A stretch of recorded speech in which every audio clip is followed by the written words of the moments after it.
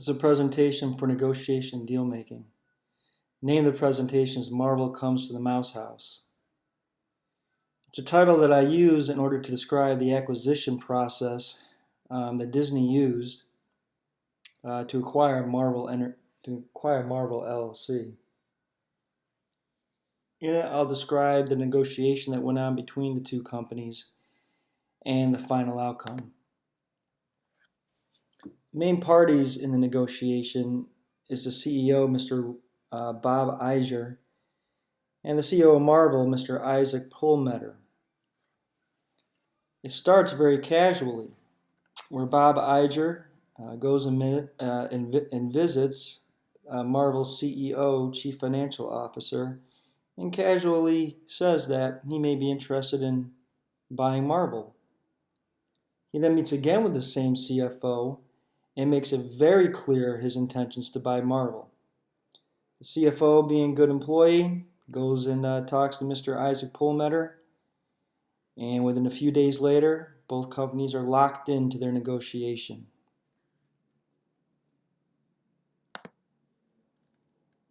Here are the positions. Disney will pay between $46 to $48 per share, which is a total of about $3 billion. And as a result, we'll have complete access to Marvel's 5,000 characters. Marvel, on the other hand, wants $51 per share and a total of $4 billion. The key to remember here is that Disney is really at a disadvantage because Marvel doesn't need to sell. Marvel is extremely successful. Their stock is doing very well. And with 5,000 characters in their portfolio, they're not going to run out of creative material anytime soon or in the near future. So it is recognized by Bob Iger, the CEO, that the right price and the right mix of cash and stocks is what's going to bring Marvel to the table. There are underlying interests. Even as negotiation begins between the stock price and the ultimate buying price between the two companies, things are really not all as they seem. Marvel is really concerned about losing complete control and management of the creativity of their characters. They simply don't want that. And they're also concerned that the management is going to be replaced. Equally important, Isaac Perlmutter, who's the CEO of Marvel, does not want to retire because this is all he knows. This is his life. The interests of Disney, they stay pretty clear. They want access to those 5,000 characters because that's going to open up the 10 to 30-year-old male market, a market which has eluded them in the past. You know anything about Disney movies, they do extremely well with a female audience, Hannah Montana, for example, but not well for the males. Having Marvel underneath their belt will gain them access to that extremely valuable market. Now, Bob Iger knows that it's just not about the stock price. As a matter of fact, once they actually come to an agreement of the stock price, Marvel still doesn't sell. And Marvel doesn't sell because primarily it's Perlmutter, as I said before, just doesn't want to give up his job. This is his self-actualization. He's reached the pinnacle of his career as far as he's concerned, and this is his life. Iger finds this out at the last minute, flies down to see Perlmutter, and they have a heart-to-heart conversation about it.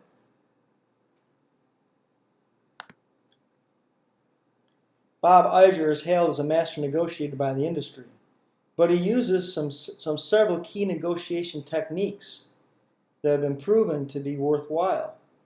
For one, in order to alleviate Marvel's concern about losing their creative rights, he brings in the CEO of Pixar. Pixar is acquired by Disney, and Iger has been a very hands-off type of CEO and manager. He hasn't bothered them. He's allowed them to be as creative as they want to be. So he brings in the Pixar CEO to talk to Perlmutter, the Marvel CEO, to alleviate his concerns. That's using an objective criteria. Again, he separates the people from the problem. He finds out Perlmutter's really deep concern is about he's not going to have a job, he's going to lose his life mission. So he gets to the heart of that, and he alleviates that for him. And he stresses that, look, everybody's going to win at this, and they're going to win big.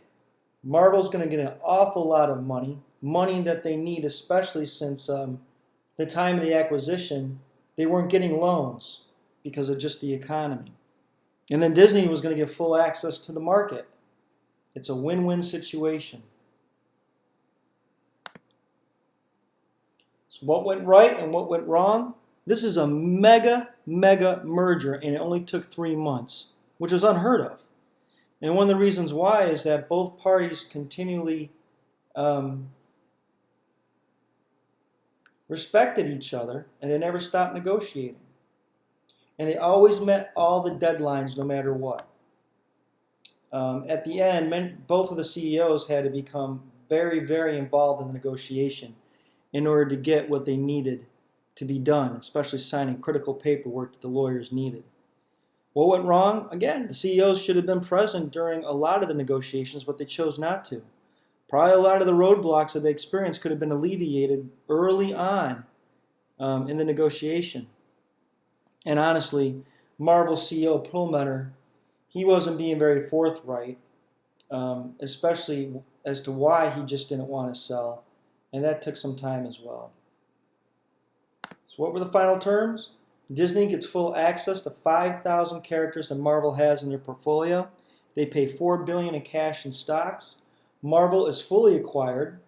This gives them complete access to the merchandise, potential amusement park rides that they're going to develop, and the creation of the movies, which gives them long-term growth and assured cash flow. Marvel got their $50 stock price, which is a 20% premium over their current price, $4 billion in cash and stock, complete creative control, and the management remains in place. Both sides feel it's a great success and receive mutual benefits. This concludes my presentation.